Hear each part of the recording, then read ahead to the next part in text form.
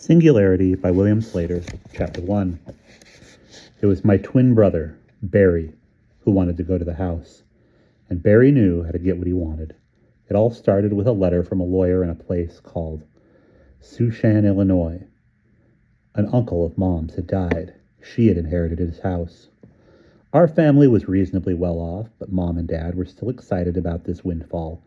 What the inherited house meant, basically, was the money they would make from selling it. There was never any question of giving up our own home in a suburb of Boston. "You've never said much about this generous Uncle Ambrose of yours," Dad said. "I must have been about 10 the last time I saw him," said Mom. "The thing I remember most about him is his glass eye. It had such a peculiar fixed stare, while the real one rolled and jerked around like a bird's. I asked him to take out the glass eye. He eagerly obliged." "Spend much time at this house?" "Never saw the place. He didn't have much to do with the family." "Well, get this lawyer to put it on the market right now." But it wasn't going to be that simple. The next envelope from Saugeen was a large manila one. In it was a letter explaining that the house contained a good deal of furniture, much of which might be quite valuable, as well as personal papers and books. The lawyer felt that it would be in Mom's best interests to deal with these items herself. Furthermore, he added, if the house was left in its present unoccupied state for much longer, there would be the problem of vandalism. The envelope also contained a set of keys. "Well, I certainly can't go until we come back from California," Mom said, irritably jangling the keys. They were leaving in 3 days for a convention of dads in San Francisco. And after that, they had made plans to travel along the Pacific coast. They would be away for 2 weeks. Barry and I weren't going. That had been fine with us at first. We had never been left at home on our own before. But then Mom began organizing certain friends and neighbors to feed us and check up on us and supervise our activities to be sure we didn't get into any trouble. By the time she got through phoning and scheduling and writing things down in her calendar, it looked as though there would hardly be a day that we'd be left on our own. She also made a long list of do's and don'ts, mostly don'ts, such as don't have any parties. That part bothered Barry more than me. He was more popular than I was, but we were both dismayed when we realized that we were going to be more restricted than when Mom and Dad were around.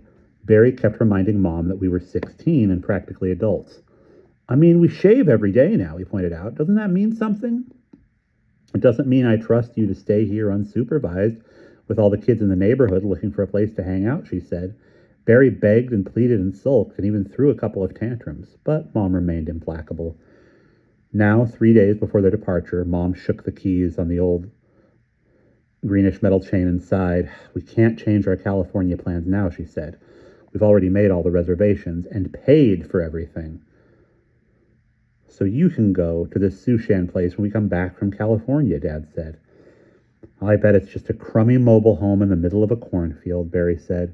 The closer we got to their trip, the more bitter he became. It was going to be a miserable couple of weeks. "No, it's a big, lonely old house in the country. I know that much," Mom said. "My mother said it was the most uncomfortable place she'd ever stayed in and wouldn't go back there after I was born. And he gave it to me." She laughed and shook her head. Then she set down the keys without looking at them. "The story was Uncle Ambrose made a lot of money on the stock market. Then he lost it in the crash. Millions he lost overnight." Barry picked up the keys. He didn't look at me or change his expression. But at that moment, I knew what he was thinking. Barry and I could sometimes figure out what was going on in one another's minds. At one time, it gave us a lot of pleasure. We used to make a game of it and could startle other people. But in the last couple of years, our special communication had begun to irritate Barry. I had learned to keep my mouth shut about it, just as I had kept my mouth shut a year ago when he had told Mom we didn't want to dress alike anymore. "Well, if he was so rich once, there probably is a lot of valuable stuff there. Maybe even hidden money. Who knows?" Barry said. "He could have been one of those crazy old people who dresses in garbage bags and lives on cat food and then dies and they find $1 million $1 bills hidden in the mattress." He ran a finger carefully over the edge of one of the keys. "And if the house stays empty much longer, bums will start going in and camping out there and going through stuff. Our stuff. And then we can just say goodbye to all the money and treasure he hoarded there for his whole life." You're letting your imagination run away with you, Barry, Dad said. I bet the only thing this Uncle Ambrose hoarded were National Geographics. But he was rich once, Barry argued. It's very likely that he did save some stuff from that time. People pay a lot of money for old furniture, don't they? And how about silverware? Maybe even jewelry and stuff. And now it's ours. I mean, Mom's. It's just plain dumb to sit here and let other people walk off with it. Mom was really getting worried now. There must be some family heirlooms in there, she said. They belong in the family. I'd just never forgive myself if we let them slip. She clenched her fists. But I've been looking forward to this trip to California so much. I don't even want to miss one day. She sighed again, but I suppose it's my duty.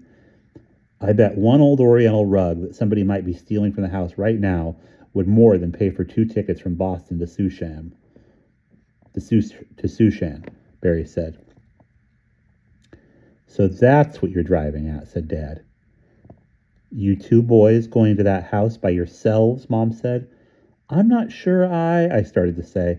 What's the matter? Are you scared? Barry accused me. No, I couldn't admit that I really was apprehensive. Barry would think I was siding with Mom and Dad against him. I was just going to say, what about Fred? He'll love it. He can play outside all day. Barry turned eagerly to Mom. We couldn't get into trouble there. It's not like here where we know hordes of wild teenagers looking for places to party, as you keep pointing out. We don't know anybody there. Anyway, they're probably all too tired from picking corn all day to stay out after 8 o'clock.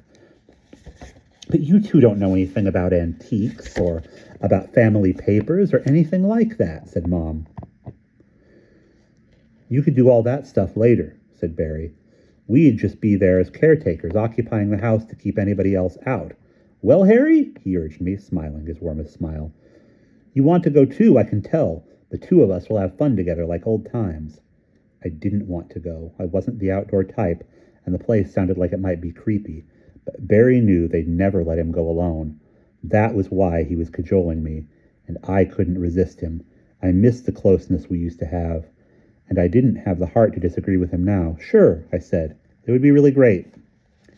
Maybe that's not such a bad idea, Dad said. Mom got up to clear the table, but just stood there. I suppose it could work, she said. It would be healthy for the twins to be out of the city, and I can't imagine what kind of trouble they could get into in a cornfield. I just have a funny feeling about it. Uncle Ambrose was such a character. What difference does that make now? He's dead, isn't he? Perry said. Mom ignored him. What was that story my mother told me? It was a long time ago. A lawsuit with a neighboring farmer. The farmer made some sort of strange claim against Uncle Ambrose and his livestock. It didn't make a lot of sense because Uncle Ambrose wasn't a farmer. He had no interest in livestock, but there was something unsavory about the case. Now, what was it? She frowned. Who won? Barry asked her. Uncle Ambrose won. He bragged about it for the rest of his life, my mother said. Now it's coming back to me. The farmer claimed his cows wandered over there and came back shrunken and dry, but he could never prove it. Uncle Ambrose was supposedly eccentric, I guess, and a black sheep and everything. But why would he hurt somebody's cows? Barry flashed a glance at me. He was excited. Sushan, we both knew, was probably the dullest town in the world. But this Uncle Ambrose sounded more peculiar than anyone else in Mom's family. Some of his personality might have spilled over into his house. To Barry, it would be an adventure to explore the house, taking the keys and opening the various doors one by one. Certainly it would be better than staying home and being scrutinized by fussy adults. Mother used to tell us that Uncle Ambrose gloated about the case every time their mother dragged her to visit him, ridiculing the poor farmer. He had a vindictive streak. Maybe it had something to do with losing his fortune in the crash. That was what aged him. He looked 60 when he was 40. Barry folded his hand tightly around the keys. And that is the end of chapter 1.